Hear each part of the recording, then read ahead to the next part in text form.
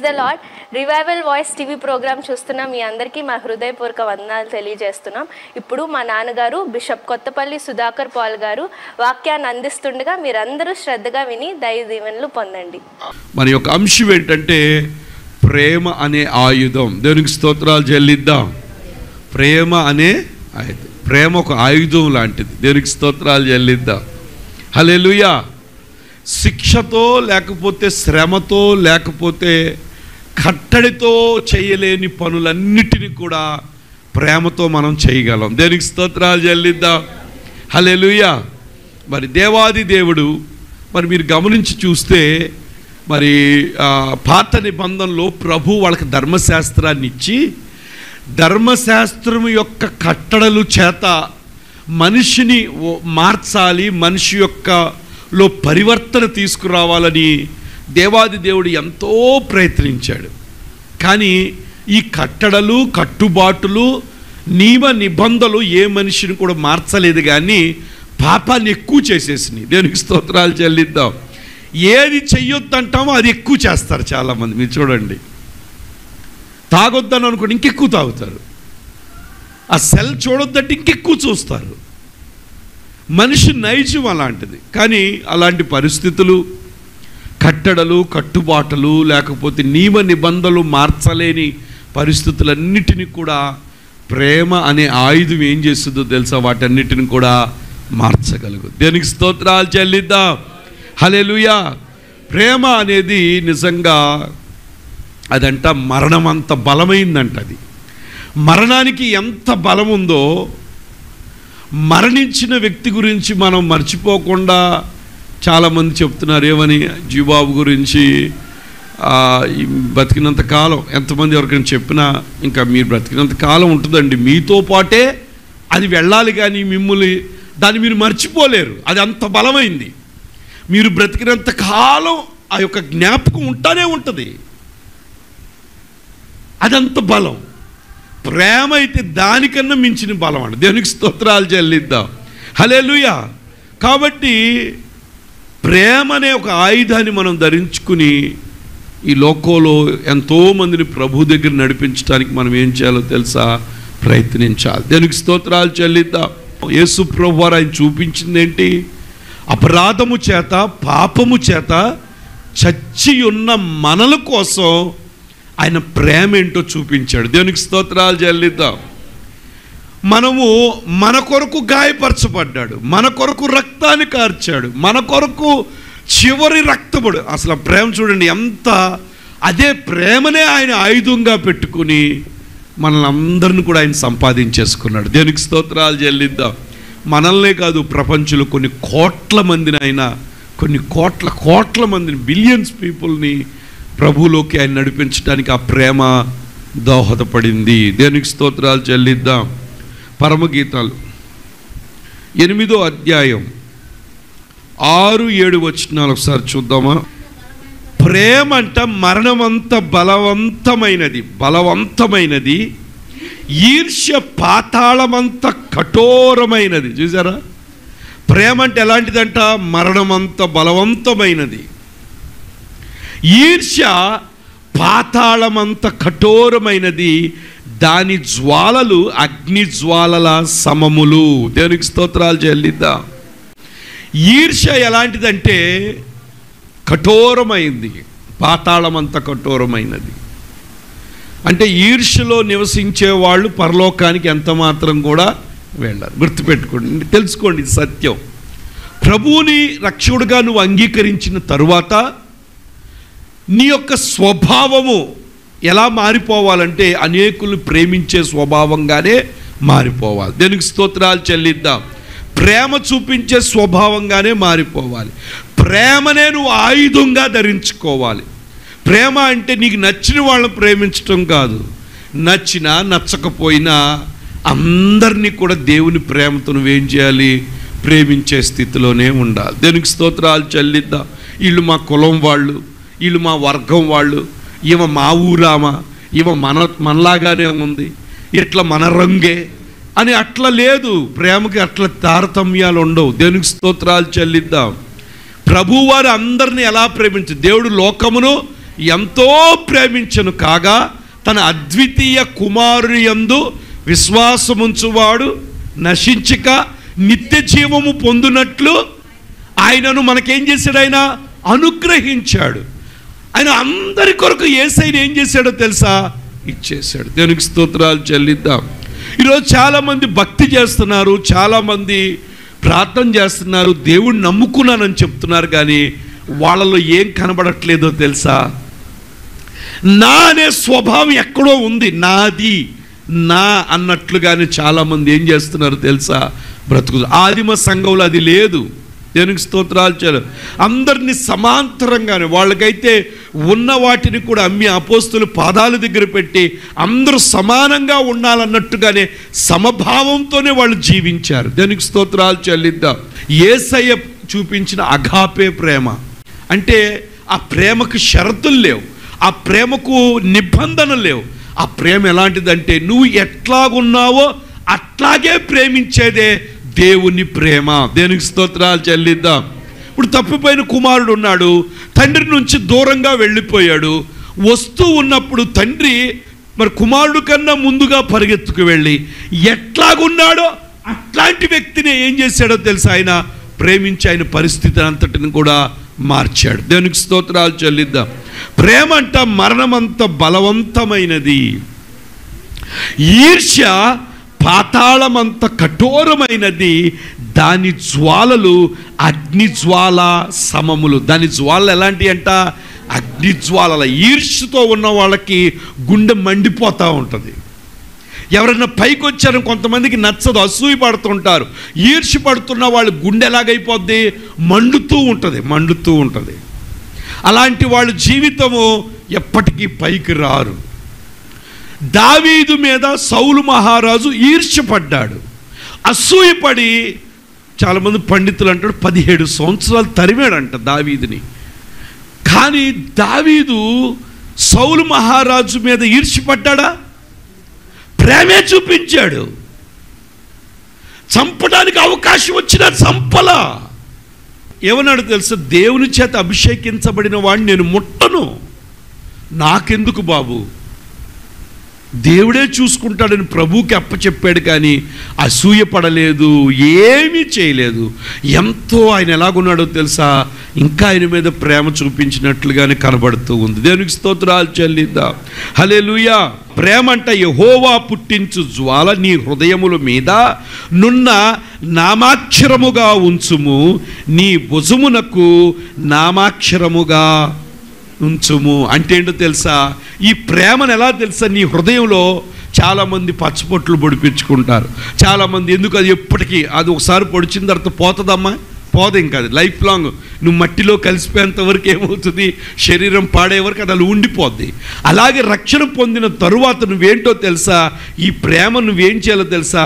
నీ హృదయం. అందుకని ఇంగ్లీష్లో set me as a seal upon దైన్ heart. నా హృదయంలో ఒక సీల్ లాగా ఉంచు.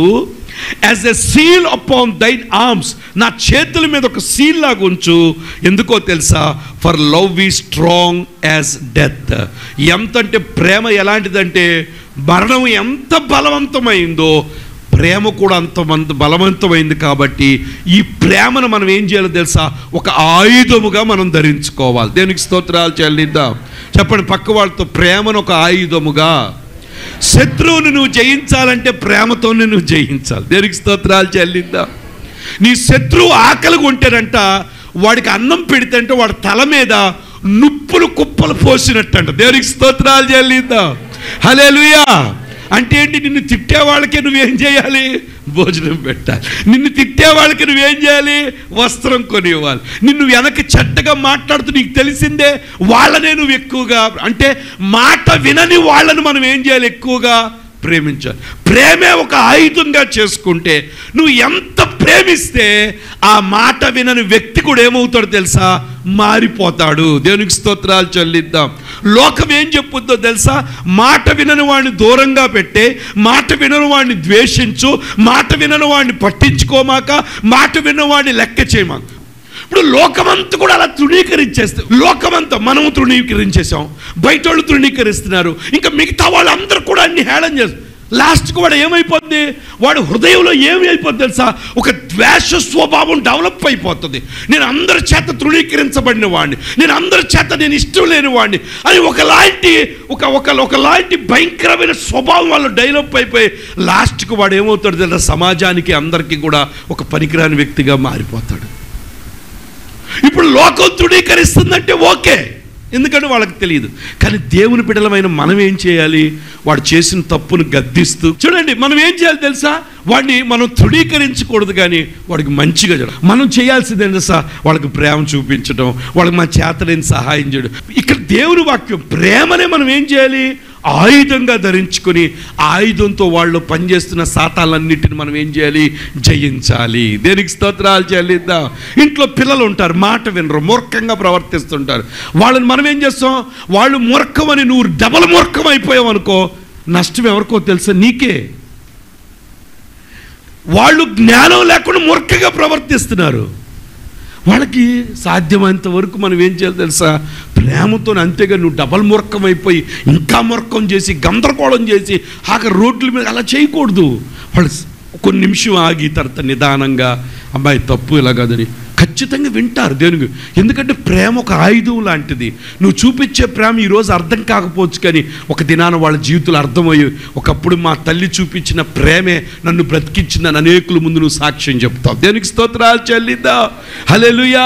కాబట్టి ప్రేమ ఎలాంటిదంట, మరణమంత బలమైంది. ఆ బలమైన ప్రేమను మనం సంపాదించుకోవాలి. ఆ ప్రేమను అనేకులకు చూపించే వాళ్ళకు ఉండాలి. నిజమే, మనుషులందరూ మంచిగా. ఏమంటే మందిరం అనేది మంచోళ్ళ కొరక మందిరం ఇది? చెప్పండి నా మాటనండి. ఈ మందిరం మంచోళ్ళ కొరక? వ్యభిచారుల కొరకు, తాగుబోతుల కొరకు వస్తారు.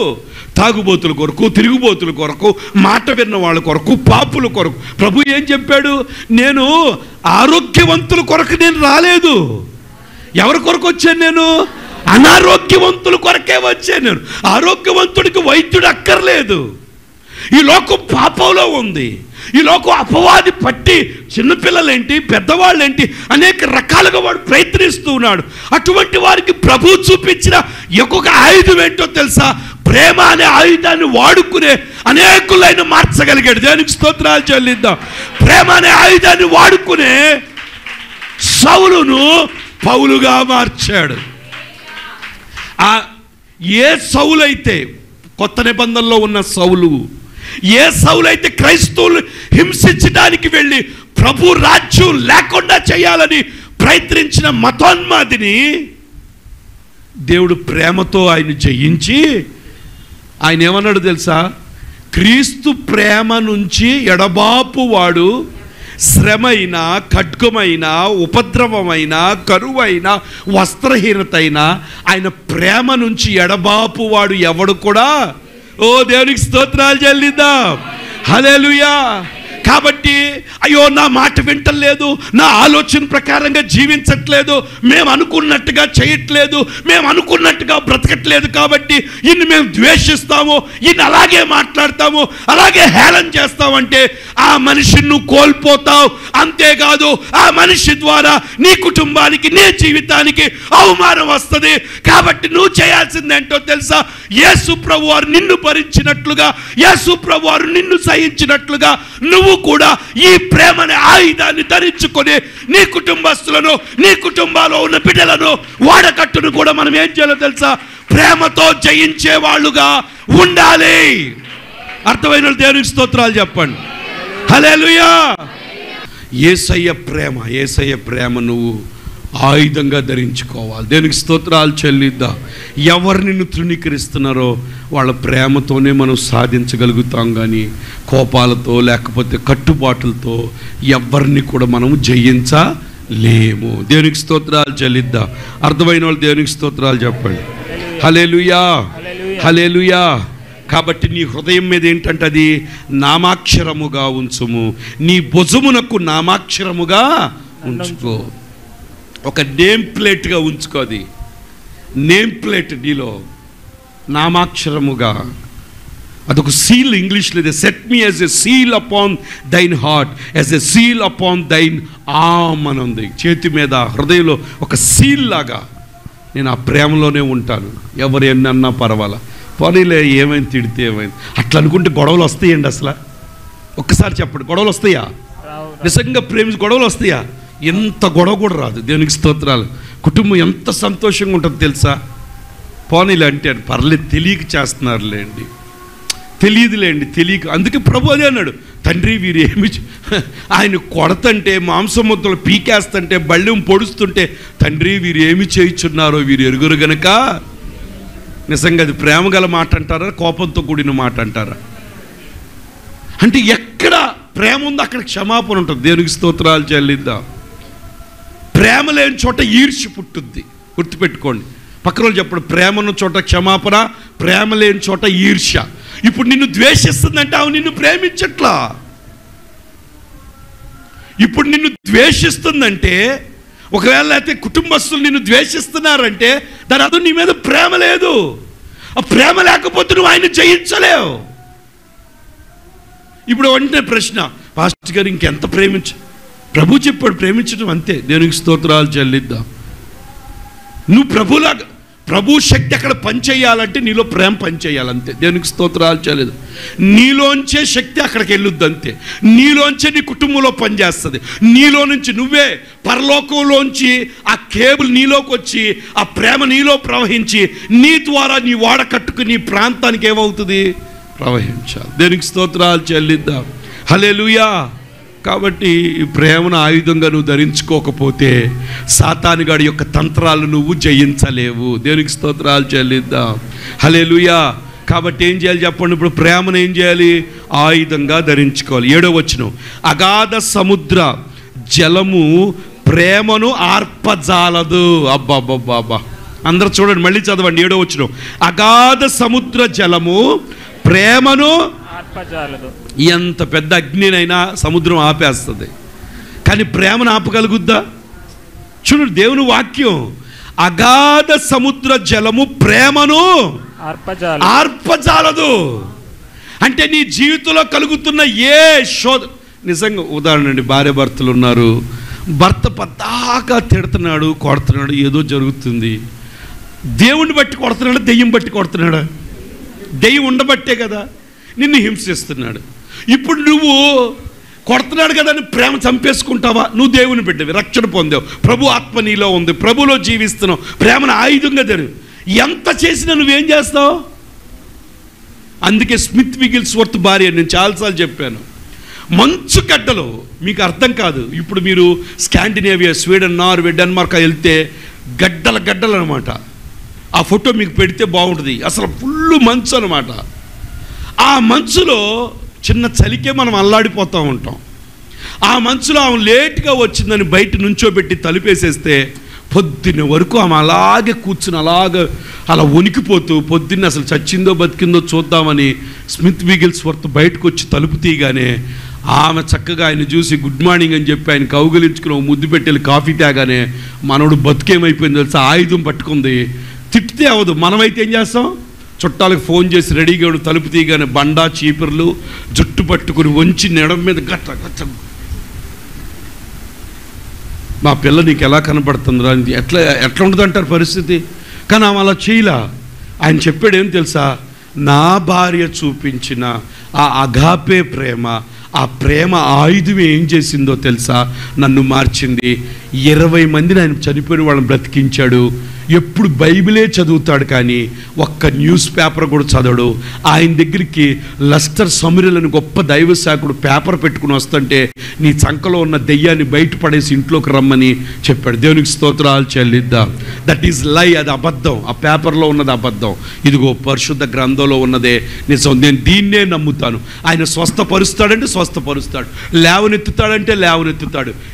ఇదే మన న్యూస్ పేపరు, ఇదే మనకు ఆయుధం, ఇదే మనను ప్రేమ చూపించేది. నేను అంటాను, ప్రభుతో ప్రార్థించేవాళ్ళు, వాక్యం చదివేవాళ్ళు వారి జీవితంలో ప్రేమనే ఆయుధంగా చేసుకుని బ్రతుకుతారు. చాలామంది తల్లిదండ్రులు పిల్లలు అన్నం తినకపోతే ఆడ కడుపు అలాగే మాడాలని వదిలేస్తారు. కొంతమంది తల్లిదండ్రులు అయితే బతిలాడుకుంటూ వెళ్ళి నానా తినరా, నానా తినరా, నానా చేయరా.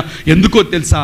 వాళ్ళు ప్రేమను ఆయుధంగా ధరించుకున్నారు కాబట్టి ఆ ప్రేమ వాళ్ళని పడుకోపెట్టలేదు. అయ్యో నా బిడ్డ తెలివి తక్కువగా ప్రవర్తిస్తుంది, ఇట్లా వ్యతిరేకంగా మాట్లాడుతుంది, బుద్ధిహీనతగా ఉంది, కాబట్టి నేను ప్రేమ అదే యేసయ్య ఈ స్థానంలో ఉంటే యేసయ్య ఏం చేస్తాడు? ఖచ్చితంగా వాళ్ళ మీద ప్రేమ చూపిస్తాడా లేదా? పేతురు యేసు ప్రభువుతో తిరిగాడు, యేసు ప్రభువుతో రొట్టెలు పంచాడు, నేల మీద నడిచాడు, నువ్వు సజీవమైన దేవుని కుమారుడు అని చెప్పాడు. కానీ చిన్న పిల్ల దగ్గర ఏం చేశాడో తెలుసా? చిన్నదాని దగ్గర 3 సార్లు అబద్ధం ఆడాడు. అంత మాత్రం ప్రభు విడిచిపెట్టాడా? లేచిన తర్వాత తిరిగి పేతురు దగ్గర వచ్చి మళ్ళీ 3 మాటలు చెప్పిస్తాడు. నా గొర్రెలను నువ్వు మేపు, వాళ్ళ కోసం చేపలు నుప్పుల మీద కాల్చి సిద్ధపరచుంచుతాడు. దేవునికి స్తోత్రాలు చెల్లిద్దాం. ప్రియమైన దేవుని బిడ్డలారా, ప్రభు మనల్ని ఎంతగానో ప్రేమిస్తున్నాడు. ప్రభు మనం అంటే ఎంతో ఇష్టం, నువ్వంటే ఎంతో ప్రేమ ఆయనకి. ఆయన నీ పట్ల ఎంతో అద్భుత కార్యం చేయాలని ఇష్టపడుతున్నాడు. ఓ, నీ పట్ల ఆయన చూపిస్తున్న ప్రేమ వర్ణనాతీతం, దానికి మాటలు లేవు. దానికి ఏ విధంగా వర్ణించడానికి ఈ లోకంలో ఏ డిక్షనరీలో ఏ మాట కూడా లేదు. ఆయన ప్రేమించే ప్రేమ అగాపే ప్రేమ. అటువంటి ప్రేమలోంచి పుట్టిన నువ్వేం చేయాలో తెలుసా? అదే ప్రేమను ఆయుధంగా ధరించుకొని అనేకులు ప్రేమ చూపించే బిడ్డగా మారిపో. ఈ ప్రేమ ఆరిపోయేది కాదు. రక్షణ పొందిన తరువాత చనిపోయేంత వరకు, నువ్వు పాతి పెట్టేంత వరకు ఈ ప్రేమ నీ జీవితంలోంచి అనేకులకి బయటికి వెళ్ళాలి. కానీ అస్వార్థంతో, ఈర్ష్యతో, అసూయతో బ్రతకడానికి వీలు లేదు. రక్షణ పొందామని చెప్పి దేవుని పని చేస్తూ దేవుని సన్నిధిలో సాగుతూ ఎదుటి వాళ్ళని ప్రేమించలేని స్థితిలో నువ్వు ఉంటే ఖచ్చితంగా ఈర్ష్య పాతాళం లాంటిది, అగ్ని జ్వాలలు నిన్ను కాల్చివేస్తాయి. దేవునికి స్తోత్రాలు చెల్లిద్దా. కాబట్టి ఏం చేయాలి? ప్రేమను మనం ఏం చేయాలి? ఇప్పుడు ఆయుధంగా ధరించుకో. అదే మన ఆయుధం. సాతాను కట్టే కోటను కూల్చే ఆయుధం ఏంటయా అంటే ప్రేమ. దేవునికి స్తోత్రాలు చెల్లిద్దాం. హల్లెలూయా. అందరినీ ప్రేమించాలి. దేవునికి స్తోత్రాలు చెల్లిద్దాం. అందరితో సమానంగానే ఉండాలి. దేవునికి స్తోత్రాలు చెల్లిద్దాం. హల్లెలూయా. మా బాధ్యత వరకు మేమైతే నేనేం చెప్తాను? దేవుని సన్నిధిలో నిలబడి అందరినీ సమానం, ఒకళ్ళు ఎక్కువ తక్కువని ఎప్పుడు ఆలోచించాం. అందరు సమానంగానే. కాబట్టి మనం ఏది చేసినా దాంట్లో దేవుని ప్రేమ కనపడాలి. దేవునికి స్తోత్రాలు చెల్లిద్దాం. హల్లెలూయా, హల్లెలూయా, హల్లెలూయా. ప్రేమంట అగాధ సముద్రాలు ఆర్ప, నది ప్రవాహములు దాన్ని ముంచివేయజాలవు. ప్రేమకై ఒకడు తన స్వాస్యమంతా ఇచ్చినను తిరస్కారముతో అతడు త్రోసివేయబడును. దేనికి స్తోత్రాలు చెల్లిద్దాం. కొన్నిసార్లు ప్రేమ కొరకు నిలబడినప్పుడు అందరి దృష్టిలో ఎలా ఉంటుందో తెలుసా? చులకనగా యేసు ప్రభు వారు చులకనగా ఉన్నారా లేకపోతే గొప్పగా ఉన్నారా అందరి దృష్టిలో? ఎంతమందికే దొంగ కూడా హేళన చేశాడు. నిన్ను నువ్వు రక్షించుకుని మమ్మల్ని కూడా, అరే ఎన్ని కథలు చెప్పాడు రా, సిలువు మీద నుంచి దిగలేకపోతున్నాడు. ఎంతమంది హేళన చేశారు. కొన్నిసార్లు ప్రేమ ఎదుటి వాళ్ళకి చాలా హేళనగా ఉంటుంది. నువ్వు ప్రేమిస్తూ ఉంటే నువ్వు వాళ్ళని పట్టించుకుంటే వాళ్ళకి చాలా చులకనగా ఉంటుంది, లెక్కలేతనంగా ఉంటుంది, హేళన చేస్తారు. ప్రేమ ఏమవుద్దంటే చెప్పండి? ప్రేమకై ఒకడు తన సొంత స్వాస్యమంతా ఇచ్చినను లాస్ట్కి ఏమవుతాడంట? ఏమవుతాడని చెప్పండి? ఏమవుతాడు? ఇది సత్యం, బుర్రకెక్కించుకోండి. నువ్వు ఎంత ప్రేమించినా తిరస్కారం పక్కనే ఉంటుంది. దేవునికి స్తోత్రాలు చేయాలి. అట్లా తిరస్కారం ఉంది కదా అని చెప్పి ప్రేమను ఆయుధంగా ధరించకుండా బ్రతకూడదు. నువ్వు ఎవరి కోసం బ్రతుకుతున్నావు తెలుసా? తిరస్కరించే వారి కోసం నువ్వు బ్రతకట్లేదు. నిన్ను తిరస్కరించకుండా నీ కొరకు రక్తం కార్చి, నీ కొరకు గాయపరచబడి, నీ కొరకు చనిపోయి, నీ కొరకు తిరిగి లేచిన సజీవుడైన యేసయ్య కొరకు నువ్వు బ్రతుకుతున్నావు. కాబట్టి ఆయన కొరకే నువ్వు బ్రతకాలి. తిరస్కరించే వారి కొరకు నువ్వు బ్రతకూడదు. వారు ఏమన్నా ఏం చేసినా నీ ప్రేమ నువ్వు చూపిస్తూనే ఉండాలి. ఒకసారి అంటే మదర్ తెరీసాని కలకట్టాలో ఒక రౌడీ షీటర్ చంపడానికి వచ్చాడు. ఈ ముసల్దాన్ని చంపుతాను నేను, ఇది అందరు క్రైస్తవులుగా మార్చే పాఠాల్లో కూడా వచ్చింది, మేము చదువుకున్నప్పుడు ఉండేది. వచ్చేసరికి ఏం జరిగిందో తెలుసా? వాడంట ఎట్లయిన సరే ఈరోజు మదర్ తెరీసాని ఎట్లయిన చెప్పారు. వచ్చేసరికి వాడు గేట్ తలుపు దగ్గరికి వచ్చి తొంగి చూడగానే మదర్ తెరీసా ఆ రోజుల్లో భయంకరమైన వాంతులు, ఆ టైంలో మరి కలరా డయేరియా ఏదో సంథింగ్ ఉంటే ఆ ఏమి పట్టడానికి లేకపోతే చేత్తో వాంతులు పడుతుందంట. అది చూడగానే తెచ్చిన కత్తి గిత్తి కింద పడేసి వెళ్ళిపోయి కాళ్ళ మీద పడిపోయి, నన్ను క్షమించమ్మా, నేను చాలా వేరేగా అనుకుని వచ్చాను కానీ నువ్వు చేసింది వర్ణనాతీతం అని చెప్పి ఆమె మార్పు చెందాడు. దేవునికి స్తోత్రాలు చెల్లిద్దాం. హల్లెలూయా. ప్రియమైన దేవుని బిడ్డలారా, మనము తిరస్కరింపబడుతున్నామని మన ప్రేమను వదిలిపెట్టకూడదు. తిరస్కారం వస్తుంది. నువ్వు ఎంత అనొచ్చు, పాస్టర్ గారు మీరు ప్రేమ గురించి చెప్తున్నారు, నేను ఎంత ప్రేమించినా భర్త నన్ను కొడతానే ఉన్నాడు, ఎంత ప్రేమించినా భర్త నన్ను తోసేస్తాను, భర్త నన్ను ఏం పర్వాలేదు. ఇక్కడ రాస్తుందిగా, ఆస్తి అంత ఇచ్చిన ఏమొచ్చిందంటే వాళ్ళకి తన స్వాస్యమంతా ఇచ్చినను తిరస్కారముతో అతడు త్రోసివేయబడును. దేవునికి స్తోత్రాలు చెల్లిద్దా. అక్కడ క్లియర్గా ఉంది, ప్రేమకై ఒకడు తన స్వాస్యమంతా ఇచ్చినను తిరస్కారముతో అతడు ఏమవుతాడంట? దేవునికి స్తోత్రాలు చెల్లిద్దాం.